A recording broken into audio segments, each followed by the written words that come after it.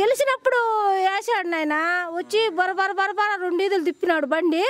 ఇక దావాలకి సతమతం వేసేస్తున్నాం. మేము పెద్దవాళ్ళు వెట్ట గీరుకోవాలా, అందులో నేను వికలాంగురాల్ని గీరుకొని చస్తున్నాం ఇక్కడ కూకునే దానికి కూడా. కరెంటు తీసిపారిన అవుతున్నాడు.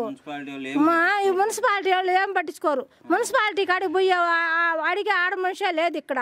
ఎవరు ఇళ్లలో కరెంటు లేకుండా పోతుంది. రాత్రి 2 గంటలు కరెంటు తీసేస్తున్నాడు.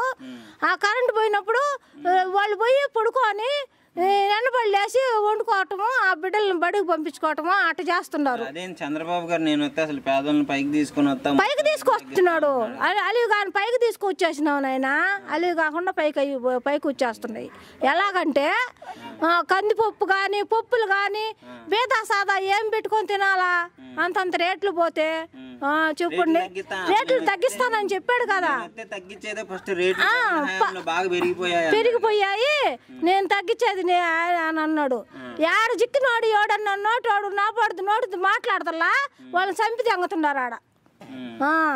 అది అవును, మాట్లాడితే వాళ్ళ మీద ఖర్చు పెట్టుకుంటున్నారు. అందుకంటే ఇంకేం చేయలేరు. అది మీరు ధైర్యంగా చెప్తున్నారు. ధైర్యంగా నేను చెప్తాను. అయితే ధైర్యంగా దావాలకు ఎట్టాలాడతారా? కరెంటు పోతే 2 గంటలు కరెంటు తీసేస్తే చిన్న పువ్వు బిడ్డలు నసిగంద బిడ్డలు ఏం పెట్టుకొని బతకాలా? ట్యాంకీ నీళ్ళు ఏందా? పైపులు పగిలిపోయి ఆ కాలువ ఆ ట్యాంకీలో నీళ్లు బురదగా వస్తున్నాయి. ఎర్రంగా బురదగా వస్తున్నాయి. పట్టించుకోవటం